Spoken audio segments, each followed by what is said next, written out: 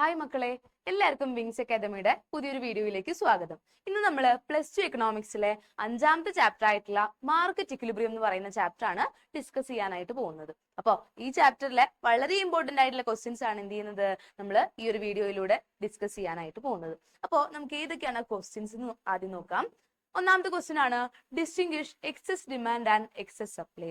Excess ഡിമാൻഡും excess സപ്ലൈയും തമ്മിൽ എന്താണ് ഡിഫറൻഷിയേറ്റ് ചെയ്യാനാണ് പറഞ്ഞേക്കുന്നത്. അതുപോലെ തന്നെ equilibrium price and quantity calculation. നമ്മുടെ എക്സാമിന് ക്വസ്റ്റ്യൻ പേപ്പറിൽ എപ്പോഴും ഇമ്പോർട്ടന്റ് ആയിട്ട് ചോദിക്കുന്ന ഒരു ക്വസ്റ്റ്യൻ ആണ് നമ്മുടെ ഇക്വിലിബ്രിയം പ്രൈസും അതുപോലെ തന്നെ ക്വാണ്ടിറ്റിയും നമ്മൾ കാൽക്കുലേറ്റ് ചെയ്യുന്ന ആ ഒരു പ്രോബ്ലം. ഓക്കെ, അതുകൂടി നമ്മൾ എന്ത് ചെയ്യുന്നുണ്ട് ഈ ഒരു വീഡിയോയിൽ ഡിസ്കസ് ചെയ്യുന്നുണ്ട്. അതുപോലെ തന്നെ എന്താണ് പ്രൈസ് സീലിംഗ്, എന്താണ് പ്രൈസ് ഫ്ലോർ, അതിന്റെ ഡയഗ്രാം, അങ്ങനെയുള്ള കാര്യങ്ങൾ നമ്മൾ മൂന്നാമത്തെ ക്വസ്റ്റ്യനിൽ പറയുന്നുണ്ട്.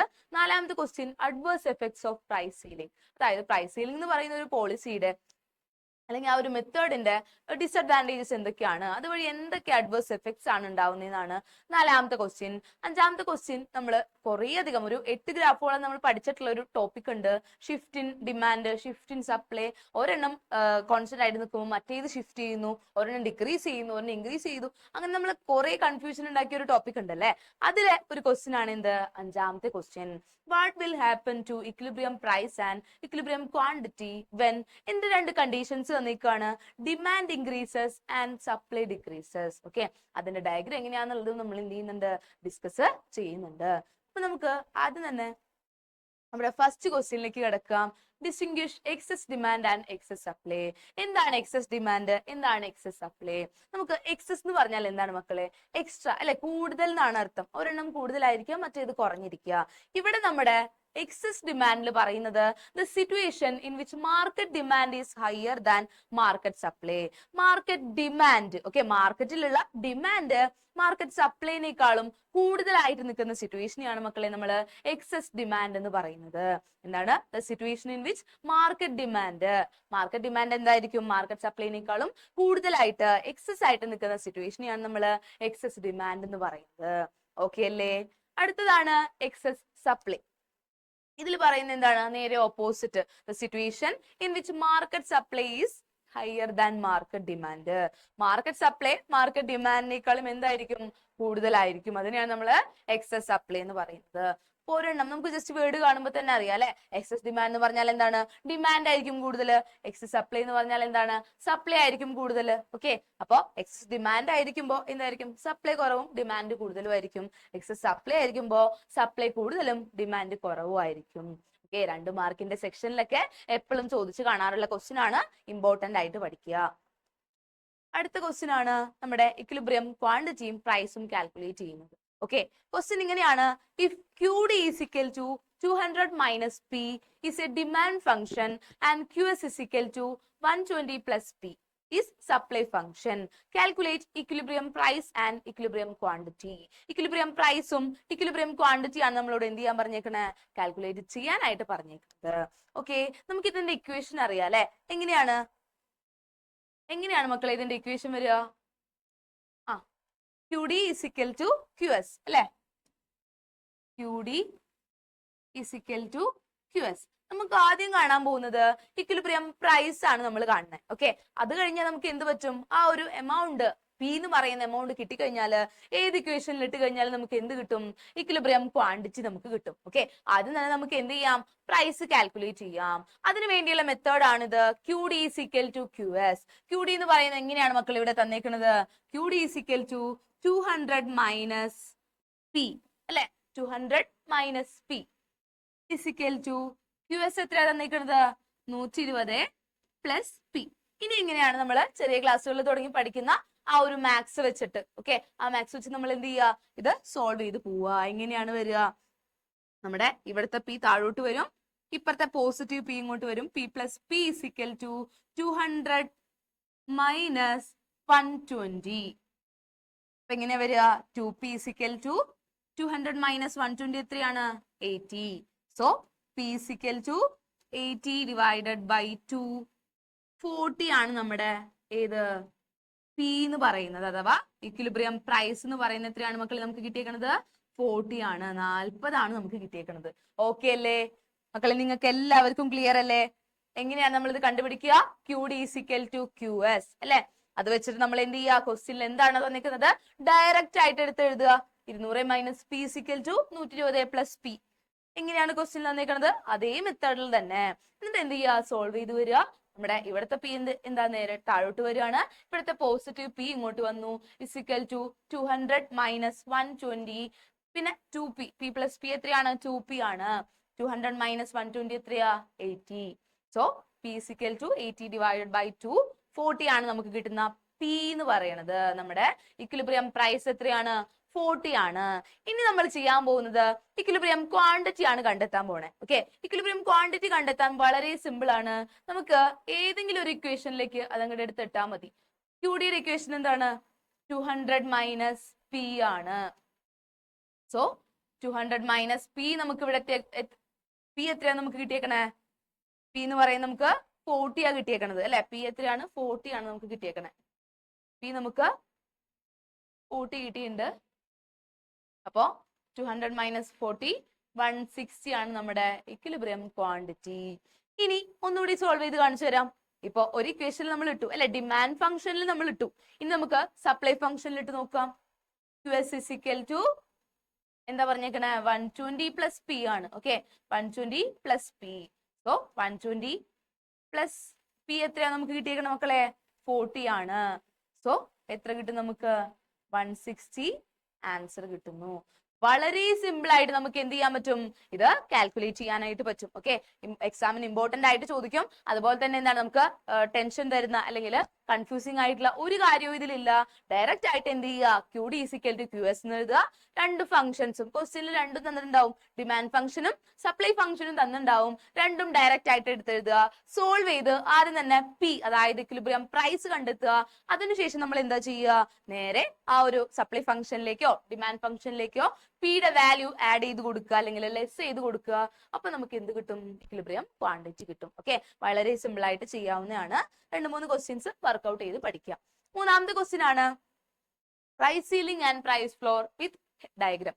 അതായത് പ്രൈസ് സീലിംഗ് എന്താണ്, പ്രൈസ് ഫ്ലോർ എന്താണ്, അത് ഡയഗ്രത്തിന്റെ സഹായത്തോടെ എക്സ്പ്ലെയിൻ ചെയ്യാനാണ് നമ്മളോട് പറഞ്ഞേക്കുന്നത്. ആദ്യം തന്നെ നമ്മൾ പഠിക്കാൻ പോകുന്നത് എന്താണ് പ്രൈസ് സീലിംഗ് എന്നാണ്. Price ceiling is the upper limit on the price of goods and services imposed by the government to protect the interest of the consumers. Okay, കൺസ്യൂമേഴ്സിന്റെ ഇൻട്രസ്റ്റ് പ്രൊട്ടക്ട് ചെയ്യാൻ വേണ്ടിയിട്ട് നമ്മൾ എന്താ ചെയ്തേക്കണേ, ഗുഡ്സ് ആൻഡ് സർവീസിൽ impose ചെയ്തിട്ടുള്ള ഒരു അപ്പർ ലിമിറ്റ് ആണ്. ഓക്കെ, ഇത് ഇമ്പോസ് ചെയ്തിരിക്കുന്ന വെച്ചാൽ എസെൻഷ്യൽ ഐറ്റംസ് ആയിട്ടുള്ള ഏതൊക്കെയാണ്, നമ്മുടെ ഡ്രഗ്സ്, അതുപോലെ തന്നെ price of food grains, sugar, kerosene, അങ്ങനെയുള്ള സാധനങ്ങളിലാണ് നമ്മൾ എന്ത് ചെയ്യണേ, ഈ ഒരു അപ്പർ ലിമിറ്റ് ഫിക്സ് ചെയ്യുക. ഇതെന്ന് വെച്ചാൽ കൺസ്യൂമേഴ്സിന്റെ ഇൻട്രസ്റ്റ് പ്രൊട്ടക്ട് ചെയ്യാൻ വേണ്ടിയിട്ടാണ്. ആരാണ് മക്കളെ കൺസ്യൂമേഴ്സ്, നമ്മളാണ് അല്ലെ. ഒരു സാധനം വാങ്ങുന്ന ആൾക്കാർ, വാങ്ങി ഉപയോഗിക്കുന്ന ആൾക്കാര്, അവരുടെ ഇൻട്രസ്റ്റ് പ്രൊട്ടക്ട് ചെയ്യാൻ വേണ്ടിയിട്ടാണ് നമ്മൾ പ്രൈസ് സീലിംഗ് എന്ന് പറഞ്ഞ ഒരു പോളിസി കൊണ്ടുവന്നിട്ടുള്ളത്. ഇത് ആരാ ഫിക്സ് ചെയ്യുക, പ്രൈസ് സീലിംഗ് ആരാ ഫിക്സ് ചെയ്യുക, ഗവൺമെന്റ് ആണ്. ഓക്കെ, ഗവൺമെന്റ് ആണ് പ്രൈസ് സീലിംഗ് ഫിക്സ് ചെയ്യുന്നത്. ഇത് എപ്പോഴും എന്തായിരിക്കും, ആ ഒരു മാർക്കറ്റ് ഡിറ്റർമൈൻഡ് പ്രൈസിലും താഴെ ആയിരിക്കും. ഓക്കെ, മാർക്കറ്റ് ഓൾറെഡി ഇപ്പോ ഈ ഒരു പേനയാണെന്നുണ്ടെങ്കിൽ ഓൾറെഡി മാർക്കറ്റിൽ എന്തുണ്ടാവും, ഈ പേനയ്ക്ക് ഒരു വില ഉണ്ടാവും. ഓക്കെ, അത് കൂടുതലാണെന്ന് തോന്നിക്കഴിഞ്ഞാല്, കൺസ്യൂമേഴ്സിനെ കൊണ്ട് അഫോർഡ് ചെയ്യാൻ പറ്റുന്നതിലും കൂടുതലാണെന്ന് തോന്നിക്കഴിഞ്ഞാല് നമ്മൾ എന്താ ചെയ്യുക, നമ്മുടെ ഗവൺമെന്റ് അതിന് താഴേക്ക് ഒരു പ്രൈസ് ഫിക്സ് ചെയ്യുകയാണ്. ഓക്കെ, എന്നിട്ട് എന്താണ്, നമുക്ക് കുറച്ചുകൂടി എന്താണ്, നമുക്ക് അഫോർഡ് ചെയ്യാൻ പറ്റുന്ന രീതിയിൽ എമൗണ്ട് ആക്കി തരുന്നു. So the price ceiling is always be less than equilibrium price. Price ceiling എപ്പോഴും എന്തായിരിക്കും, നമ്മുടെ ഇക്വിലിബ്രിയം പ്രൈസിനേക്കാളും താഴെ ആയിരിക്കും. നോക്കുക മക്കളെ, ഇതാണ് നമ്മുടെ ഇക്വിലിബ്രിയം. എന്താണ് ഇക്വിലിബ്രിയത്തിന്റെ പ്രത്യേകത, demand and supply will be equal അല്ലെ. ഇക്വിലിബ്രിയം പോയിന്റ് പ്രത്യേകത എന്താണ്, ഡിമാൻഡും സപ്ലൈയും ഈക്വൽ ആയിരിക്കും. സോ ഇക്വിലിബ്രിയം പോയിന്റ് ഇതാണ് നമ്മുടെ പ്രൈസ് സീലിംഗ് എന്ന് പറയുന്നത്. അത് എപ്പോഴും എന്തായിരിക്കും, ഇക്വിലിബ്രിയത്തിന്റെ താഴെ ആയിരിക്കും. ഓക്കെ, മാർക്കറ്റ് ഇക്വിലിബ്രിയത്തിന്റെ താഴെ ആയിരിക്കും എപ്പോഴും എന്ത്, പ്രൈസ് സീലിംഗ് എന്ന് പറയുന്നത്. ഒന്നുകൂടി പറയാം, ഇതെന്താണ്, ഒരു അപ്പർ ലിമിറ്റ് ആണ്. ആരാണ്, എന്തിലാണ് ഇത് ഇമ്പോസ് ചെയ്യുക, ഗുഡ്സ് ആൻഡ് സർവീസസ്. ആരാണിത് ഇമ്പോസ് ചെയ്യുന്നത്, ഗവൺമെന്റ് ആണ്. ആരുടെ ഇൻട്രസ്റ്റ് പ്രൊട്ടക്ട് ചെയ്യാൻ വേണ്ടി, കൺസ്യൂമേഴ്സിന്റെ, നമ്മുടെ ഇൻട്രസ്റ്റ് പ്രൊട്ടക്ട് ചെയ്യാൻ വേണ്ടിയിട്ടാണ്. അതുപോലെ തന്നെ ഇത് ഇമ്പോസ് ചെയ്യുന്നത് എങ്ങനെയുള്ള ഐറ്റംസിനാണ് മക്കളെ, നമ്മുടെ ഫുഡ് ഗ്രെയിൻസ്, ഡ്രഗ്സ്, അതുപോലെ തന്നെ എന്താണ്, ഷുഗർ, കെറോസിൻ, അങ്ങനെയുള്ള സാധനങ്ങളൊക്കെയാണ് നമ്മൾ പ്രൈസ് സീലിംഗ് ഫിക്സ് ചെയ്യുന്നത്. അതുപോലെ ഇതെന്താണ്, എപ്പോഴും മാർക്കറ്റ് ഡിറ്റർമൈൻഡ് പ്രൈസിനേക്കാളും താഴെ ആയിരിക്കും. അതുപോലെ തന്നെ ഇക്വിലിബ്രിയത്തിന്റെയും താഴെ ആയിരിക്കും, ഇക്വിലിബ്രിയം പ്രൈസിനും താഴെ ആയിരിക്കും. ഓക്കെ, ക്ലിയർ ആയി എന്ന് വിചാരിക്കുന്നു. അടുത്തതാണ് ഫ്ലോർ പ്രൈസ്. ഓക്കെ, അടുത്താണ് ഫ്ലോർ പ്രൈസ്.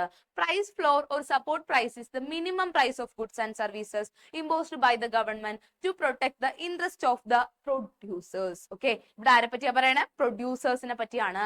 നേരത്തെ ആരായിരുന്നു മക്കളെ? കൺസ്യൂമേഴ്സ് ആണ്, ഉപഭോക്താക്കളായിരുന്നു. ഇപ്പൊ അതാരാണ്? ഉൽപാദകരായിട്ട് മാറി അല്ലെ, പ്രൊഡ്യൂസേഴ്സ് ആയിട്ട് മാറി. നമുക്ക് എപ്പോഴും നമുക്ക് മാത്രം ബെനിഫിറ്റ് മതിയോ? അതായത് വാങ്ങുന്ന ആൾക്കാർക്ക്, കൺസ്യൂമേഴ്സിന് മാത്രം ബെനിഫിറ്റ് മതിയോ? അല്ല, അത് വിൽക്കുന്ന ആൾക്കാരും എന്താണ്? ഈക്വലി എക്കണോമിയിൽ ജീവിക്കുന്ന ആൾക്കാരാണ്. അവർക്കും എന്ത് വേണം? ഇൻകം വേണം അല്ലെ. അതിന് വേണ്ടിയിട്ടാണ് നമ്മൾ എന്ത് ചെയ്യണേ? ഈ ഫ്ലോർ പ്രൈസ് ഫിക്സ് ചെയ്യുന്നത്. അതായത് ഇപ്പൊ മാർക്കറ്റ് ഡിറ്റർമൈൻഡ് പ്രൈസ് എന്ന് പറയുന്നത് വളരെ കുറവാണെന്നുണ്ടെങ്കിൽ, ഓക്കെ, മാർക്കറ്റിലെ ഡിമാൻഡും സപ്ലൈയും കൂടി ചേർന്ന് ഫിക്സ് ചെയ്തിട്ടുള്ള പ്രൈസ് തീരെ കുറവാണെന്നുണ്ടെങ്കിൽ നമ്മുടെ ഗവൺമെന്റ് എന്താ ചെയ്യുക? കുറച്ചൊരു കൂടുതൽ എമൗണ്ട് ഫിക്സ് ചെയ്യുന്നു. ഓക്കെ, കുറച്ചുകൂടി കൂടുതൽ എമൗണ്ട് ഫിക്സ് ചെയ്യാണ്. എന്തിനു വേണ്ടിയിട്ട്? നമ്മുടെ പ്രൊഡ്യൂസേഴ്സിന്റെ ഇൻട്രസ്റ്റ് പ്രൊട്ടക്ട് ചെയ്യാൻ വേണ്ടിയിട്ട്. ഓക്കെ, പ്രൊഡ്യൂസേഴ്സിന്റെ ഇൻട്രസ്റ്റ് പ്രൊട്ടക്ട് ചെയ്യാൻ വേണ്ടിയിട്ടാണ് നമ്മൾ എന്ത് കൊണ്ടുവന്നിരിക്കണേ? ഫ്ലോർ പ്രൈസ് കൊണ്ടുവന്നിരിക്കുന്നത്. അതുപോലെ തന്നെ പറയുന്നുണ്ട് എന്താണ്? when the price determined by the force of demand and supply is very low, the producer suffers much loss. അല്ലെ, അതായത് നമ്മുടെ ഡിമാൻഡും സപ്ലൈയും കൂടി ചേർന്ന് ഫിക്സ് ചെയ്യുന്ന പ്രൈസ് വളരെ കുറവാണെന്നുണ്ടെങ്കിൽ നമ്മുടെ എന്താണ്? പ്രൊഡ്യൂസേഴ്സ് ഒരുപാട് ലോസ് അല്ലെ, നഷ്ടമാണ് അവർക്ക് ഉണ്ടാവുക. അവര് ആ ഒരു ലോസ് സഫർ ചെയ്യേണ്ടി വരും. അപ്പോ ഗവൺമെന്റ് എന്താണ്? അതില് ഇന്റർവെൻ, ഇടപെടുകയാണ്. എങ്ങനെ? അപ്പോ ആ ഒരു പ്രൈസ് ഫ്ലോർ ഫിക്സ് ചെയ്യുന്നു. അതിലൂടെ എന്താണ്? പ്രൊഡ്യൂസേഴ്സിന് കുറച്ചുകൂടി ബെനിഫിറ്റ് ഉണ്ടാവുന്നു. ഇന്ത്യയില് എന്താണ്? കൂടുതലും എന്താണ്? കോക്കനട്ട്, അതുപോലെ തന്നെ എന്താണ്? മിനിമം വേജസ് വർക്കേഴ്സ്, അങ്ങനെയുള്ള സാധനങ്ങളിലാണ് എന്ത് ചെയ്യുന്നത്? ഈ ഫ്ലോർ പ്രൈസ് ഫിക്സ് ചെയ്യുന്നത്. ഓക്കെ അല്ലേ? ക്ലിയർ അല്ലേ? നേരത്തെ പ്രൈസ് സീലിംഗിൽ പറഞ്ഞ ആരെ പറ്റിയായിരുന്നു? കൺസ്യൂമേഴ്സ് അല്ലേ, കൺസ്യൂമേഴ്സിന്റെ ഇൻട്രസ്റ്റ് ആയിരുന്നു. ഫ്ലോർ പ്രൈസിൽ അത് ആരാണ്? നമ്മുടെ പ്രൊഡ്യൂസേഴ്സ് ആണ്. അവരുടെ ഇൻട്രസ്റ്റ് പ്രൊട്ടക്ട് ചെയ്യാൻ വേണ്ടിയിട്ട് ഗവൺമെന്റ് ഫിക്സ് ചെയ്തിരിക്കുന്ന ഒരു സപ്പോർട്ട് പ്രൈസ് ആണ്. ഓക്കെ, അവർക്കും എന്താണ്? ലോസ് സഫർ ചെയ്യാതിരിക്കാൻ വേണ്ടിയിട്ട്, ഇൻകം ജനറേറ്റ് ചെയ്യാൻ വേണ്ടിയിട്ട് ഗവൺമെന്റ് ഫിക്സ് ചെയ്തിട്ടുള്ളതാണ്. ഓക്കെ, ക്ലിയർ അല്ലേ? രണ്ട് കാര്യങ്ങളും, പ്രൈസ് സീലിംഗും പ്രൈസ് ഫ്ലോറും എന്ത് ചെയ്യുക? ഡയഗ്രത്തിന്റെ സഹായത്തോടെ കൃത്യമായിട്ട് പഠിച്ചു വെക്കുക. പിന്നെ 2 മാർക്കിന്റെ സെക്ഷനിൽ ഇടയ്ക്ക് ചോദിക്കാറുള്ള ഒരു ക്വസ്റ്റ്യൻ ആണ് adverse effects of price ceiling. അതായത് പ്രൈസ് സീലിംഗിന്റെ ഡിസഡ്വാൻറ്റേജസ് എന്തൊക്കെയാണ്? നമ്മുടെ ഗവൺമെന്റ് പ്രൈസ് സീലിംഗ് ഫിക്സ് ചെയ്യുമ്പോൾ അതിന് എന്തൊക്കെ ദോഷവശങ്ങളാണ് ഉള്ളതെന്നാണ് പറയുന്നത്. ഒന്നാമത്തെയാണ് long queue in ration shop. നമ്മൾ പ്രൈസ് സീലിംഗിന്റെ കാര്യം പറഞ്ഞപ്പോഴേ എന്താണ് എടുത്ത് പറഞ്ഞതാണ്. എന്താണ്? പ്രൈസ് സീലിംഗിന്റെ ഒരു എക്സാമ്പിൾ ആണ് എന്ത്? റേഷൻ ഷോപ്പുകൾ, നമ്മുടെ റേഷൻ കടകൾ അല്ലെ. അതായത് എന്താണ്? കുറഞ്ഞ വിലയിലാണ് എന്ത് ചെയ്യുന്നത്? നമുക്ക് സാധനങ്ങൾ, അരി ആയാലും അങ്ങനെയുള്ള എന്താണ് ഫുഡ് ഗ്രെയിൻസ് നമുക്ക് സപ്ലൈ ചെയ്യുന്നത് അല്ലെ. സാധാരണ ആളുകളെ ഫോക്കസ് ചെയ്തുകൊണ്ട് റേഷൻ ഷോപ്പുകളിലൂടെ നമ്മൾ എന്ത് ചെയ്യുന്നത്? ഡിസ്ട്രിബ്യൂഷൻ നടത്തുന്നത്. അപ്പൊ ഇതിന്റെ ഭാഗമായിട്ട് എന്ത് ചെയ്യാം? റേഷൻ ഷോപ്പുകളിൽ വലിയ ക്യൂ ഉണ്ടാവാൻ സാധ്യതയുണ്ട്. ഓക്കെ, കുറെ ആളുകൾ വന്ന് നിന്നിട്ട് എന്താണ്? ഒരു ലോങ് ക്യൂ ഉണ്ടാവാൻ സാധ്യതയുണ്ട്. അതുപോലെ തന്നെ എന്താണ്? ഈ റേഷൻ കടകളിലൂടെ ഒരു പ്രത്യേകതയുണ്ട്. എന്താണ്? നമുക്ക് നമ്മ വിചാരിക്കുന്ന അത്രയും അല്ലെ, ഓരോ വീട്ടിൽ എത്ര പേരുണ്ടോ അതിനനുസരിച്ചിട്ടായിരിക്കും നമുക്ക് ഫുഡ് ഗ്രെയിൻസ് കിട്ടുന്നുണ്ടാവുക. അല്ലാതെ നമ്മൾ എന്താണോ ഡിമാൻഡ് ചെയ്യുന്നത് അത്രയും ക്വാണ്ടിറ്റി ഒന്നും നമുക്ക് കിട്ടണമെന്നില്ല. അപ്പൊ ഇവിടെ പറയുന്ന പോയിന്റ് എങ്ങനെയാണ്? The consumers get less than what they want through ration shop. Ration ഷോപ്പുകളിലൂടെ അവർക്ക് എന്താണോ ആക്ച്വലി വേണ്ടത് അതിലും വളരെ കുറവാണ് എന്ത് അവർക്ക് കിട്ടുന്നത്. അതുപോലെ തന്നെ creation of black market. Black market എന്ന് പറഞ്ഞാൽ എന്താണ്? കരിഞ്ചന്ത. ഓക്കെ, അതായത് ഈ റേഷൻ ഷോപ്പുകളിൽ നിന്ന് ലോ പ്രൈസിന് കിട്ടുന്ന സാധനങ്ങൾ എന്ത് ചെയ്യും? കുറച്ചുകൂടി ഹൈ പ്രൈസിന് പുറത്തുള്ള ആളുകൾക്ക് വിൽക്കുകയാണ്. പുറത്ത്, അതായത് ഈ റേഷൻ ഷോപ്പുകൾക്ക് പുറത്തുള്ള ആൾക്കാർക്ക് എന്ത് ചെയ്യാണ്? വിൽക്കുകയാണ് ചെയ്യുക. അതാണ് ബ്ലാക്ക് മാർക്കറ്റ് എന്ന് പറയുന്നത്. അപ്പൊ ഒരു ബ്ലാക്ക് മാർക്കറ്റ് അങ്ങനെയുള്ള ഒരു സിറ്റുവേഷൻ ഉണ്ടാവാനും എന്തിനു കാരണമാവുന്നുണ്ട്? പ്രൈസ് സീലിംഗ് കാരണമാവാറുണ്ട്. ഓക്കെ, ഇതാണ് പ്രൈസ് സീലിംഗിന്റെ അഡ്വേഴ്സ് എഫക്ട്സ്. ഇനി അടുത്ത ക്വസ്റ്റ്യൻ ആണ് what will happen to equilibrium price and equilibrium quantity when demand increases and supply decreases. നമ്മളോട് ചോദിച്ചിരിക്കുന്നത് ഇക്വിലിബ്രിയം പ്രൈസിലും ഇക്വിലിബ്രിയം ക്വാണ്ടിറ്റിയിലും ഉണ്ടാവുന്ന ചേഞ്ചസ് ആണ്. രണ്ട് കണ്ടീഷൻസ്, രണ്ട് സാഹചര്യങ്ങളിൽ. എപ്പോഴൊക്കെയാണ്? ഒന്ന് ഡിമാൻഡ് ഇൻക്രീസ് ചെയ്യുമ്പോൾ, രണ്ടാമത്തത് സപ്ലൈ ഡിക്രീസ് ചെയ്യുമ്പോൾ. മക്കളെ ഒരു കാര്യം ഓർത്ത് വെക്കുക, ഇവിടെ ബോത്ത് രണ്ട് കാര്യങ്ങളുടെയും പറയുന്നില്ല അല്ലെ. ഡിമാൻഡ് ഇൻക്രീസസ് എന്നാ പറയണേ അല്ലെ ആദ്യത്തേല്. അപ്പൊ ഡിമാൻഡ് ഇൻക്രീസ് ചെയ്യാണ്, പക്ഷേ അവിടെ supply will be constant. Okay, supply അവിടെ എന്താണ്? കോൺസ്റ്റന്റ് ആണ്. സപ്ലൈ ഡിക്രീസസ് എന്ന് പറയുന്നുണ്ട്, അവിടെ എന്താണ്? ഡിമാൻഡ് വിൽ ബി കോൺസ്റ്റന്റ് ആണ്. ഓക്കെ, ഡിമാൻഡ് കർവ് എന്തായിരിക്കും? കോൺസ്റ്റന്റ് ആയിട്ട് അവിടെ നിൽക്കും. ഓക്കെ, അതുകൂടി നിങ്ങൾ എന്ത് ചെയ്യുക? മനസ്സിൽ ഓർത്ത് വെക്കുക. ഒന്നാമത്തെ കണ്ടീഷൻ ആണ് ഡിമാൻഡ് ഇൻക്രീസസ്, ഡിമാൻഡ് കൂടുന്നു. അപ്പോ നമ്മുടെ ഇക്വിലിബ്രിയം പ്രൈസിനും ഇക്വിലിബ്രിയം ക്വാണ്ടിറ്റിക്കും എന്താണ് സംഭവിക്കുക എന്നാണ് നമ്മൾ ആദ്യം നോക്കാൻ പോകുന്നത്. ഇവിടെ സംഭവിക്കുന്നതെന്ന് വെച്ചാൽ both equilibrium price and quantity increases. അതായത് ഡിമാൻഡ് ഇൻക്രീസ് ചെയ്യുന്നതിന്റെ ഭാഗമായിട്ട് ഇക്വിലിബ്രിയം പ്രൈസും കൂടുന്നു, അതുപോലെ തന്നെ എന്തും കൂടുന്നുണ്ട്, നമ്മുടെ ഇക്വിലിബ്രിയം ക്വാണ്ടിറ്റിയും കൂടുന്നുണ്ട്. ഡയഗ്രാം നോക്കിയേ നിങ്ങള്, ഇതാണ് നമ്മുടെ ഇക്വിലിബ്രിയം ക്വാണ്ടിറ്റി എന്ന് പറയുന്നത്. ക്വാണ്ടിറ്റി എന്താ ചെയ്യണത്, ക്യൂവിൽ നിന്ന് Q1 ആയിട്ട് മാറുകയാണ്, അതായത് ഇൻക്രീസ് ചെയ്യുന്നു. അതുപോലെ പ്രൈസ് എന്താ ചെയ്യണേ, പിയിൽ നിന്ന് P1 ആയിട്ട് മുകളിലേക്ക് ഷിഫ്റ്റ് ചെയ്യുന്നു. ദാറ്റ് മീൻസ് എന്താണ്, നമ്മുടെ ഡിമാൻഡ് ഇൻക്രീസ് ചെയ്യുന്നതിന്റെ ഭാഗമായിട്ട് പ്രൈസും അതുപോലെ തന്നെ ക്വാണ്ടിറ്റിയും, ഇക്വിലിബ്രിയം പ്രൈസും ഇക്വിലിബ്രിയം ക്വാണ്ടിറ്റിയും ഇൻക്രീസ് ആണ് ചെയ്യുക. ഓക്കെ, ഡിമാൻഡ് കർവ് എങ്ങോട്ടാ ഷിഫ്റ്റ് ചെയ്തേക്കുന്നത്, നമ്മുടെ റൈറ്റിലേക്കാണ്. ഓക്കെ, റൈറ്റിലേക്ക് ഷിഫ്റ്റ് ചെയ്യാന്ന് വെച്ചാൽ എന്താണ്, ഇൻക്രീസ് ചെയ്യാണ്. ഓക്കെ, ഡിമാൻഡ് ഇൻക്രീസ് ചെയ്യുന്ന പറയുമ്പോൾ എന്തായിരിക്കും, ഡിമാൻഡ് കർവ് റൈറ്റിലേക്ക് ഷിഫ്റ്റ് ചെയ്യുന്നു. അപ്പൊ ഇതായിരുന്നു നമ്മുടെ ആദ്യത്തെ ഇക്വിലിബ്രിയം പോയിന്റ്. രണ്ടാമത് എന്തായിട്ട് മാറി, E1 ആയിട്ട് മാറി. ഓക്കെ, സപ്ലൈ കർവ് എന്താണ് ഇവിടെ, സെയിം ആണ്, ഞാൻ നേരത്തെ പറഞ്ഞ പോലെ തന്നെ. Okay, supply curve will remain same ആണ്. Demand curve shift to right and equilibrium price and quantity both എന്താ ചെയ്യുക, ഇൻക്രീസ് ആണ് ചെയ്യുക. ഓക്കെ, ക്ലിയർ അല്ലേ? ഓക്കെ അല്ലേ? നമുക്ക് സിമ്പിൾ ആയിട്ട് പഠിച്ചെടുക്കാൻ പറ്റുന്നതാണ് കേട്ടോ. കണക്ട് ചെയ്ത് പഠിക്കുക. ആദ്യം നമ്മൾ ഓർത്ത് വെക്കേണ്ട എന്താണ്, ഡിമാൻഡ് ഇൻക്രീസസ് എന്ന് മാത്രമേ പറഞ്ഞിട്ടുള്ളൂ. അപ്പൊ എന്താണ്, സപ്ലൈ വിൽ റിമെയിൻ സെയിം. നമുക്കറിയാം സപ്ലൈ കർവ് ഇവിടെ സെയിം ആയിട്ട് നിൽക്കും. ഡിമാൻഡ് ഇൻക്രീസ് വന്നാൽ നമ്മുടെ കർവുകൾ എങ്ങോട്ടാ ഷിഫ്റ്റ് ചെയ്യുക, റൈറ്റിലോട്ട്. So demand curve shift to the right. അപ്പൊ അതിന്റെ ഭാഗമായിട്ട് എന്താ പറ്റുക, ഇക്വിലിബ്രിയം പോയിന്റ് പുതിയത് ഫോം ചെയ്യുകയാണ്, E1 എന്ന് പറയുന്ന പേരില്. അതുപോലെ തന്നെ പ്രൈസ് പിയിൽ നിന്ന് P1 ആയിട്ട് മാറുന്നു. ക്വാണ്ടിറ്റി, ഇക്വിലിബ്രിയം ക്വാണ്ടിറ്റി ക്യൂവിൽ നിന്ന് Q1 ആയിട്ടും ഇൻക്രീസ് ചെയ്യുന്നു. ഓക്കെ അല്ലേ? ഇനി അടുത്ത കണ്ടീഷൻ നോക്കുക, സപ്ലൈ ഡിക്രീസസ്. സപ്ലൈ ഡിക്രീസ് എന്നാ പറഞ്ഞിട്ടുള്ളൂ, വേറെ ഒന്നും നമ്മളോട് പറഞ്ഞിട്ടില്ല. Supply decreases. അപ്പൊ യൂഷ്വലി നമുക്ക് ഓർത്ത് നോക്കാം, എന്താണ്, ഡിമാൻഡ് വിൽ റിമെയിൻ സെയിം ആണ്. ഡിമാൻഡ് കർവ് അവിടെ സെയിം ആയിട്ട് നിൽക്കും. മക്കളെ, ഡിക്രീസ് ചെയ്യുമ്പോ നമ്മുടെ കർവ് എങ്ങോട്ടാണ് ഷിഫ്റ്റ് ചെയ്യുക, ലെഫ്റ്റിലേക്കാണ് അല്ലെ. കുറയുമ്പോ ലെഫ്റ്റിലേക്കാണ് ഷിഫ്റ്റ് ചെയ്യുന്നത്. സോ നമ്മുടെ ആക്ച്വൽ ഡിമാൻഡ് കർവ് ഇവിടെ ഉണ്ട്, കോൺസ്റ്റന്റ് ആണ്. സപ്ലൈ കർവ് എന്താ പറ്റുക, ഇതാണ് നമ്മുടെ നോർമൽ സപ്ലൈ കർവ് ഉണ്ടായിരുന്നത്.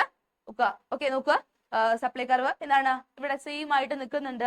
അത് എങ്ങോട്ട് ഷിഫ്റ്റ് ചെയ്യുന്നു, ലെഫ്റ്റിലേക്ക്. നമുക്കറിയാം ഡിക്രീസ് ചെയ്യുമ്പോൾ ലെഫ്റ്റിലായിരിക്കും ഷിഫ്റ്റ് ചെയ്യുന്നുണ്ടാവുക.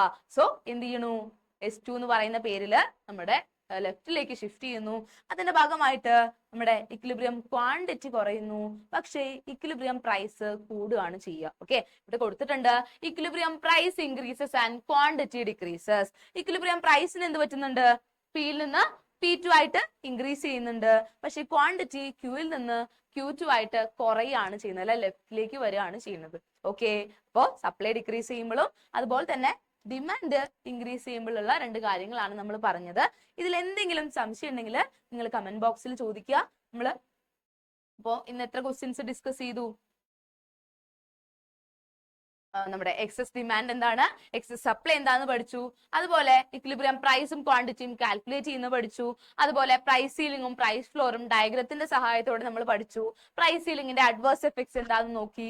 അതുപോലെ എന്താണ് നമ്മൾ മുമ്പ് പഠിച്ചിട്ടുള്ള shift in demand, shift in supply തന്നെ പല രീതിയിലുള്ള ഷിഫ്റ്റുകൾ ഉണ്ടല്ലേ.